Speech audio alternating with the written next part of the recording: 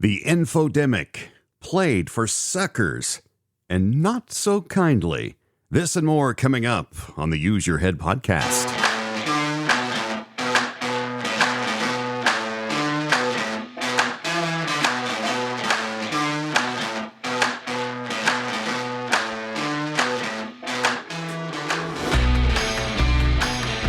I'm delighted to welcome you to the Use Your Head podcast. My name is John McClain. Yes, really? Coming to you from Dallas, Texas. So happy to have you along. If this is your first foray into the Use Your Head podcast, welcome to the world where I am not going to be doing all of the heavy lifting. I'm going to be encouraging you to use your head, use your ability to reason and use logic and figure things out for yourself. Think for yourself and reject this crazy culture we have now where they're just telling us what to think. And if you don't think the way that they do, there's something wrong with you. You know, that's not true. We all have the ability to think for ourselves, and we have the freedom to do so, at least, in the very least, within the confines of our own mind and heart. So, anyway, that's what the show's about. Welcome aboard. If you're one of our longtime listeners, this is our 13th episode of our first season, so not a super long time, but welcome back. Great to have you with us. Yes, I did not put a show out last week. Sorry, I heard from several of you. Where are you? Are you okay? You know, that's life. You know, I was thinking, I just didn't get to it. I mean, I have no excuse. You know, it's like the kid, and why didn't you do your homework? I don't know, I just didn't do it. That's kind of where I was. I was engaged in other things. And in fact, I'll tell you a quick story before we get into the material today. 3 great topics today, by the way. Years ago, when I lived in Arizona, as you may or may not know, I enjoy doing the theater from time to time, performing in the theater. And don't have a lot of time for it anymore, but I did more and more in the past. And so when I'm in Arizona, I'm working with this theater company, and I was cast in an old musical called The Pajama Game. And, you know, frankly, if you're familiar with the show, not my favorite show in the world, but, you know, I thought, you know, it's fun. I had time. Well, the show is being directed by a woman named Dee Wood. Dee, back in the day, good friends with Dick Van Dyke, she was a choreographer is what she was known for. Very well known for back in the 60s when they were making all those great Van Dyke films, Mary Poppins, Chitty Chitty Bang Bang. Dee Wood was involved in all of that. Brilliant choreographer, and in her golden years was having a good time staying in the game and working in community theater. And so she's directing, and I thought, what an opportunity to learn from a legend of the stage, right? And a film, just a brilliant and charming woman. And so I was cast in the show. And so I was really excited. I'm like, okay, you know, I'm going to do my best with this show. Cast in the show. The very next day, I mean, literally the next day, I get the email from Dee Wood. Hey, listen, we're going to put you in this role of a character named Prez in the show. And I'll send you the rehearsal schedule soon. We'll get started. Great. The very next day, I get an email from an audiobook publisher signing me to a big deal, one of the biggest of my career. And it was going to require me to not have time anymore to rehearse and work on the show. Now, the community theater show I was cast in was a freebie. It was a volunteer community theater, right? Just for fun, hobby kind of thing. And I had to call Dee Wood and tell her that I was not going to be able to do the show after all. And I'm just dreading this call. But I made it. And here's what she said to me. This is the brilliance of her career.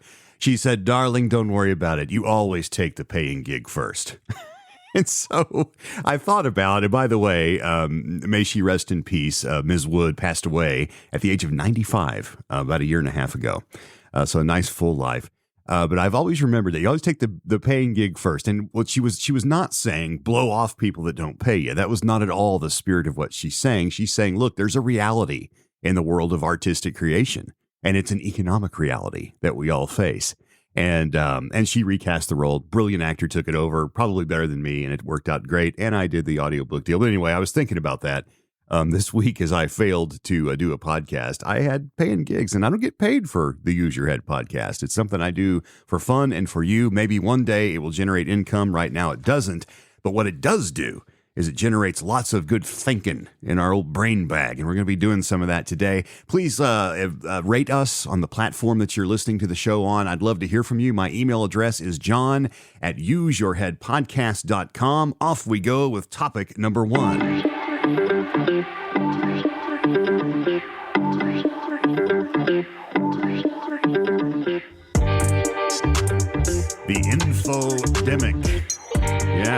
that mean? By the way, I may have coined another term on this show, the info-demic. And if you think about info and demic and put it together, you might figure out what we're talking about. Found an interesting article in Newsweek. I know that that's pretty shocking in and of itself, but I did find an article in Newsweek that raised my eyebrow. It says ADHD, okay, attention deficit and hyperactivity disorder. We all know what that is by now. ADHD suspected in 1 in 4 American adults. Survey finds. Article written by Hattie Wilmoth, who serves as the food and nutrition reporter for Newsweek. Here's what the article says. As many as 1 in 4 adults in the U.S. may suspect they have undiagnosed attention deficit hyperactivity disorder, ADHD, according to a survey commissioned by the Ohio State University Wexner Medical Center. Sorry, I didn't say that right, Buckeyes. According to a survey commissioned by the Ohio State University Wexner Medical Center. Article continues. ADHD is a mental health condition that has been typically diagnosed in children, and usually boys, who struggle to concentrate in school. Videos online about ADHD in adulthood, especially among women, have spread awareness about the condition and led to many theorizing that they may have it too. This is something that worries psychologist Justin Bartarian, clinical assistant professor in Ohio State's Department of Psychiatry and Behavioral Health. Quote, I think there is also an over-pathologizing of normal variability in human attention, as not everyone can pay attention all the time or may engage in some of the symptoms of ADHD without them causing significant problems, he told Newsweek. All right, let me unpack that for you in layman's terms. This is very professorial. What he's basically saying is, look, some people just don't pay attention as well. It doesn't mean you have it. All right, that's what he's saying. Moving on. And by the way, I agree with him, but moving on. Research has suggested that many of the videos on social media discussing ADHD often contain inaccuracies. Really? Leading some to believe they have the disorder while something else may explain the difficulties they are having. Anxiety, depression, and ADHD, all these things can look alike. But the wrong treatment can make things worse instead of helping that person feel better and improving their functioning, he said in a statement. Emma Llewellyn, who has nearly 500,000 followers on TikTok and 400,000 on Instagram as Mind Over Matter, makes videos about her ADHD and told Newsweek that the topic gained popularity because so many of us grew up thinking that something was wrong with us and that we were flawed. When people began sharing their experiences online, it opened up a door for people to connect and feel validated for the first time in their lives, she said. So many of us went unnoticed for a very long time and are now able to speak up and connect the dots about why we struggled so much. All right, that's all the article.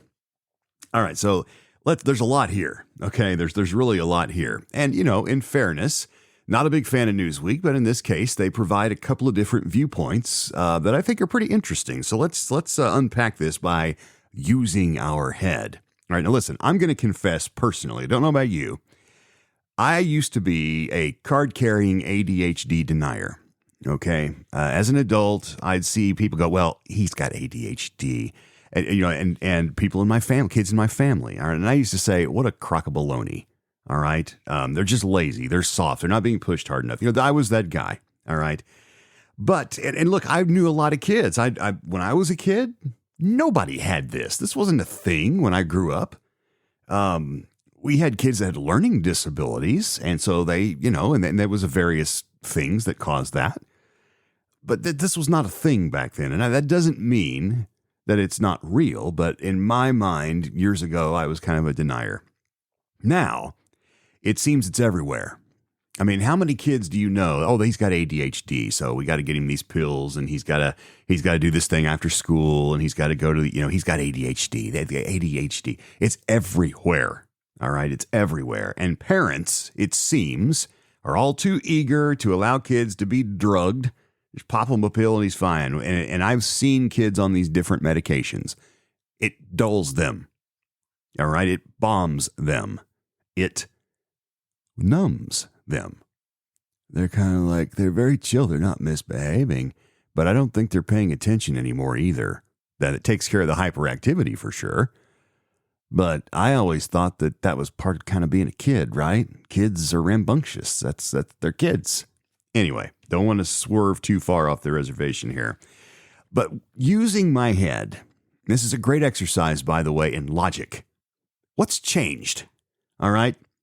Now, I'm going to assume that you'll agree with me that people have not changed. Humanity is the same as it was from the Garden of Eden. We are human. We're flawed. All of us. We haven't changed. The world around us changed a lot. But humanity has not changed. But what has? All right. Something has changed. And so I wrestled with this a little bit, used basic logic, used my head. And it was glaringly obvious to me, and it led me to the topic of, or the title rather, of this topic, the Info-demic. Mini-tech. When I was a kid, we didn't have mini-tech. And our parents were very concerned, and I guess because they were told to be, that television could be harmful if you overconsume it. So I, like many households, had a limit. All right, I could watch, and it wasn't much. It was never more than an hour of television per day. All right, and what I watched was screened, but the time was governed because parents believed, and I think rightly, that too much of that feeding into the brain, which, by the way, can cause you to what? Veg out. How many people watch TV for the noise so they can decompress? Well, that stuff gets seeping into your psyche. Anyway, that's what's changed Minitech. Now, what happens when your kids are acting up? You give them a phone or a tablet, stick them in front of a TV. Years ago, when a lot of my nieces and nephews were little, it was the Disney tapes. Pop in Pinocchio or whatever, and and I'm not saying that's bad. All right, it's not bad. Look, entertainment is for children. Children need to be entertained. Of course they do. But when you drive down the road and you see the Suburban going by with the screens that fold down from it because the kid just can't stand to ride the car for 20 minutes without making noise, and mom and dad don't want to hear it. So they numb them with TV, or here, take mommy's phone, go away. Have a tablet. A lot of these kids have their own tablet and they put it in an iron-proof box. Was that OtterBox or whatever, so they can't break it.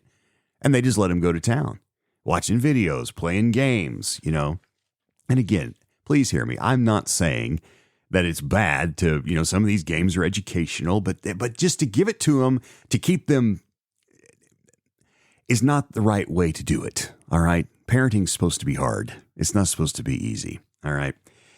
Here's the thing. And I've mentioned this kind of before, and when we talk about AI, and it's kind of the same idea. The human brain operates as it operates. All right. We really can't change that. We can exercise our brain by reading and study and different things, but we really can't. We can't put a chip in our head like on Star Trek and upgrade our brain and make it faster. All right.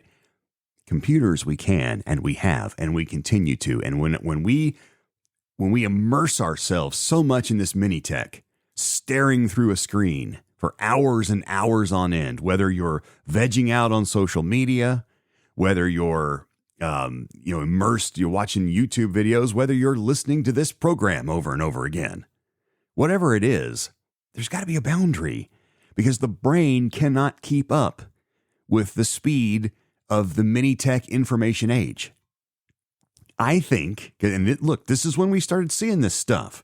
When we started seeing all of our first graders and second graders and all, these young kids, oh, he's got ADHD. Yeah, we're going to have to put him on something. Yeah, he's not going to be able to function in school without, this Ritalin or whatever, whatever. There's a lot of them. It's when we started having this mini tech, and when parents, started, and look, it's hard not to judge here, but look, a lot of you parents, your priorities get a little out of whack. All right. When you have kids, that's the responsibility. Your social life may have to wait. You may have to actually engage with your children and practice some tough parenting and some discipline, as opposed to, oh, little Johnny's acting out. I'll give him a tablet. He'll be fine. He'll zone out and fall asleep. It's not good for the brain. It's not good for the brain. It's ruining the brain. The speeds of modern technology and the human brain don't match and cannot match. Boundaries, as in many things, is the key to breaking the infodemic in our kids and adults.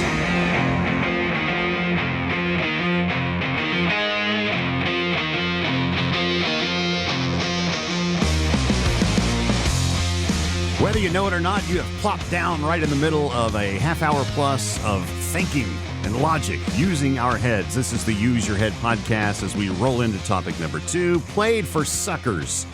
You know, it seems like every week, in this case every 2, I have a sad topic, one that kind of makes me a little bit melancholy about the condition of things. And that's not by nature. I'm an upbeat, kind of silly heart, optimist kind of guy.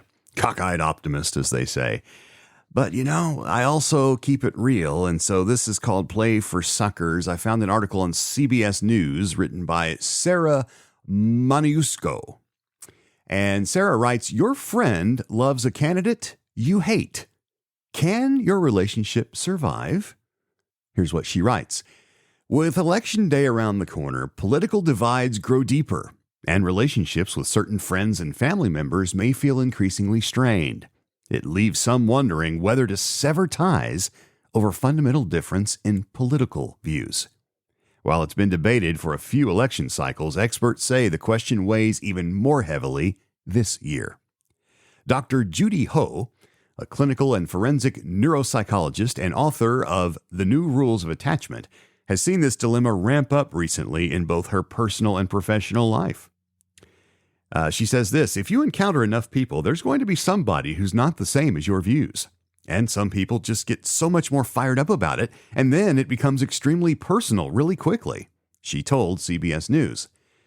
The issue has even made celeb-studded headlines, with social media users dissecting the friendship between Taylor Swift, who made waves by endorsing Kamala Harris, and Brittany Mahomes, who Donald Trump praised last month for defending him.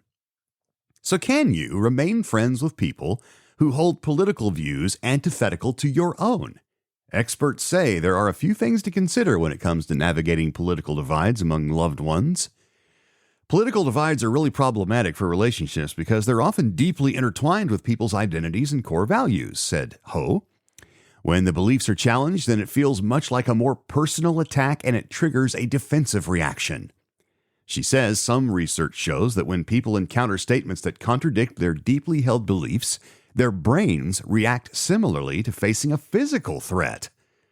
It puts them into a fight or flight stance, and that makes conversation impossible because when you're in fight or flight, you're not going to have any kind of productive conversation, she says.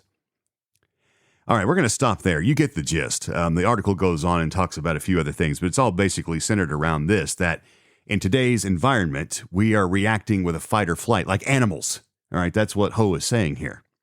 That's, you back an animal into a corner to where they literally have only, you reduce their choices to one or two things, fight or flee, fight or flight, right, to protect themselves. And she is hypothesizing that that's where we are, where our political lives and personal lives intersect. And I think about that, and it just crushes my heart.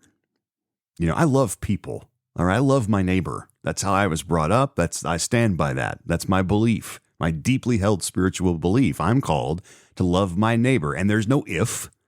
Well, as long as they have the same voting, opinion, as long as they have the right sign in their yard, as long as they go to the right church, as long as they wear the right clothes. No, you love your neighbor. And sometimes you agree to disagree. All right. As I use my head, and the reason I called this topic Played for Suckers, this is a con game. All right. If you're still looking at politics, if you, and maybe you don't, a lot of people have checked out, which is also not good because we have a civic duty to not do that. We need to be engaged. I mean, if we the people are going to be we the people, we better get with it. Because someone will step into that role. And, oh, by the way, here's a hint. It's already happening. So don't check out, okay? But you've got to understand, when I use my head, and if you're still looking at Washington, the Beltway, as we call it, inside the Beltway, and you're seeing, like a boxing ring, you're seeing in the red corner, in the blue corner, I think you're seeing this all wrong. That's what they want you to see, all right? And by they, I mean those inside the Beltway. This is a con game, okay? And it doesn't take, you don't have to have a PhD in political science to get this. I certainly don't, all right? It's a con game. People in power want to what? Stay there, right? Protect that power and increase it if possible. At the very least, though, they want to stay there. The status quo, as they call it. The people, we the people, which, by the way, those are the first three words on that document, not by accident. Okay, that preamble starts that way because that's the whole crux. We the people are now pitted against they, the Beltway. That is the battle. It's not the blue versus the red. That's a distraction designed to get you to what? Not love your neighbor. All right. This is a one party. Some people call it the uniparty. I'm not going to go that far with it. I don't think they're, that you can get kind of cloakroomy and black helicoptery and all that. I'm not. But what I do see is a bunch of people from every side of the aisle, the two biggies and the others, who have a lot to lose if we the people take back over like we're supposed to in the beginning. It's an insulated economy. I've heard it said that inside the Beltway, they don't even have the same economy. You and I, if we need food, what do? We grab our credit card anymore or go to the ATM. We go to the grocery store, we buy food, and then we suffer palpitations when we see the bill. When people in the Beltway need things, they trade favors. They trade votes. It's what they do. It's called politics. And if it's done ethically, that's not necessarily bad, but it's not being done ethically in a lot of ways. They're protecting an economy where their health care is paid for by you and by me. So they don't have to worry about what health care costs. All right. They and their families for the rest of their lives are covered on your dime, on my dime. I'm not saying that's necessarily bad. That's a different debate, but that's the rules. They want to keep that. And the way they do that is they keep getting reelected and they increase their power. All right. You and I, all right, and really regardless of income, unless you're getting into the billionaire status where you're getting invited to the, secret political enclaves and all that, it's like this World Economic Forum, these Bond villains is how I think of them. We're not welcome. All right. We're them. They are us. We are them. And the best way to, quote, take care of the people, or to use an accent more appropriate to my meaning there, the best way to take care of the people, you get my drift, is to split them up. Wreck relationships. Wreck love thy neighbor. Wreck community. That's how we do it. Divide and conquer is a classic Marxist strategy that is effective every time it's tried. Why? Because there's strength in numbers. All right? There's strength in numbers. And that strength is what checks and balances the government, those that laud power over us. If we don't maintain the people, all the people, yes, we're going to disagree on things. That's okay. We the people must stick together and make sure that those who have been elected don't get too big for their britches, which has happened. All right. We've got to relearn. By we, I mean our culture, our society, everybody. All right. Regardless of religion, regardless of this whole sexual debate, regardless of any of that. If we don't get together and relearn the critical concept of agree to disagree, we're done for. We're done for. We're being divided. And when we allow something like political decisions to destroy relationships, whether friendships or family relationships, whoa, we are giving these people, these politicians, way too much power over our lives. Way too much. Stop doing it. Learn to agree to disagree, and let's become we the people again.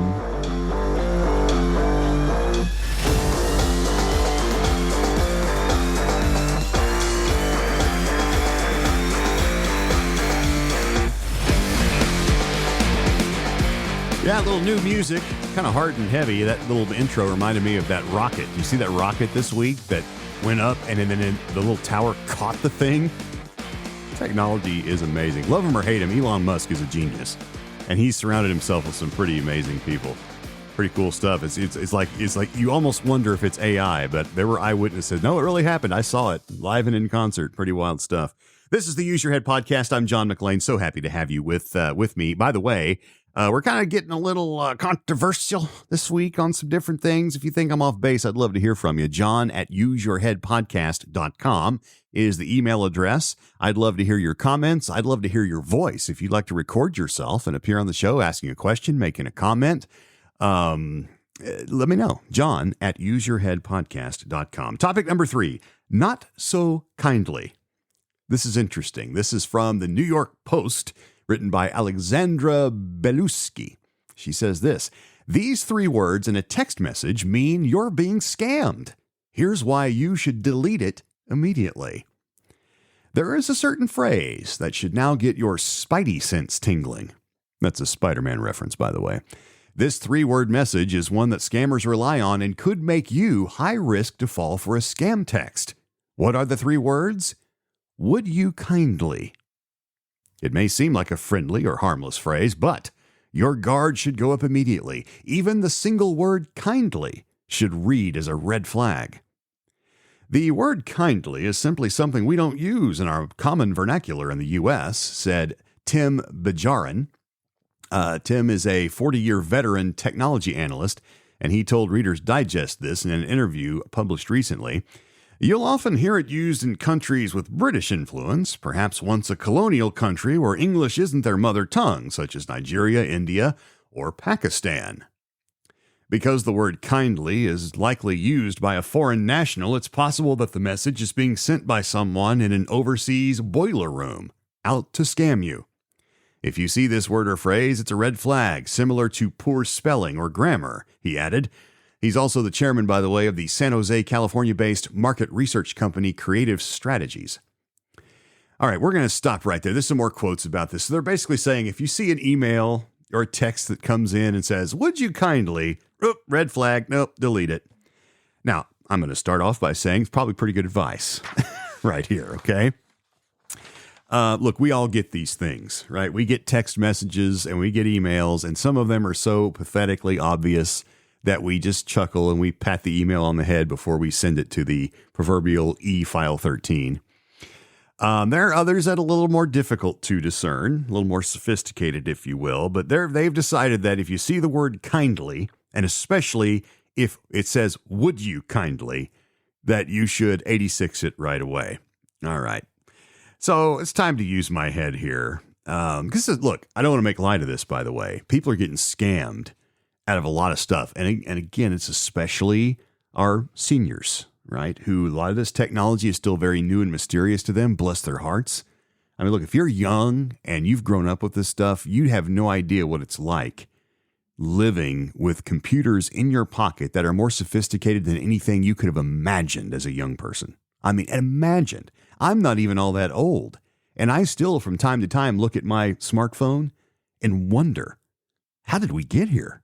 The power of that little computer is astounding. Astounding. Anyway, so I look at this article, like, okay, maybe. All right, maybe. Yeah, okay, maybe. Would you kindly? I don't know that I go along with the we don't use the word kindly or would you kindly. I'd say that from time to time, and I've never scammed anybody.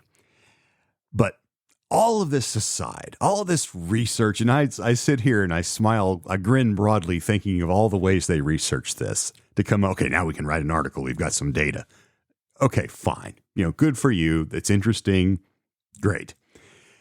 But when I use my head, when I think about these text and email scammers out there, I don't think it's this complicated. All right. Could I suggest something else? And look, I've had some of my elderly family members say, hey, could you help me out here? I got this email and I feel weird about it. Could you look at it and just confirm that this is a scam or tell me what this is? I'm always, by the way, happy to do that for some of my elderly family members. And I'm glad they're paying attention and they're not just clicking stuff.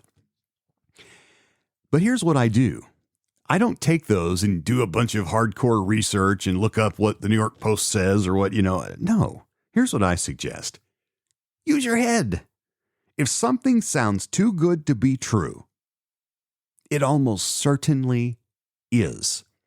If there's a Nigerian prince who has died and left you 300 million euros, and all you got to do is click this link and fill out a simple form, and we'll get the money wired to you right away. Use your head. If something's too good to be true, it probably is. I think I've mentioned to you before, in fact, I knew I have because I got it on tape.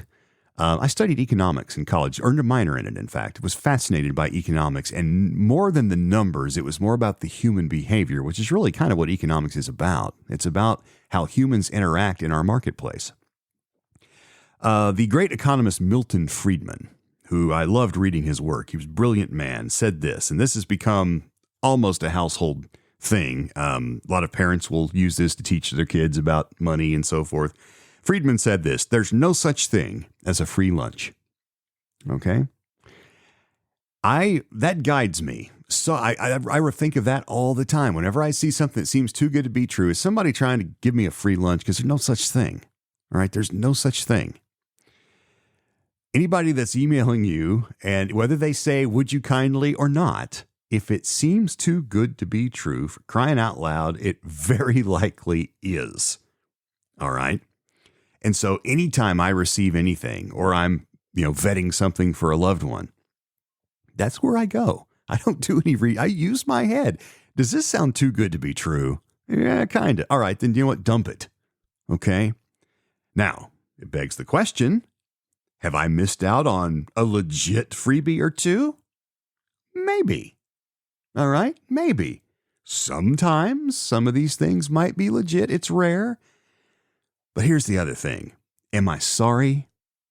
Not even a little bit. Not even a little bit. All right. So, yeah, if you see the word kindly, and here's the other side of the coin, by the way. If I see something that says, would you kindly, I'm not going to dismiss it out of hand. I think it's erroneous to just say, if anybody says, would you kindly, despite what the data say, if somebody says, would you kindly, they're trying to rip you off. That's not necessarily true. The best thing to do is use your head. That's what this show is all about, by the way. Use your head. You have an ability to think for yourself, to use logic. Take some time, exhale, and use your head. I thank you for your valuable half hour of your time. Let me know what you think. John at useyourheadpodcast.com. That's it. I'll see you next week. Thanks for listening. Farewell, my friend.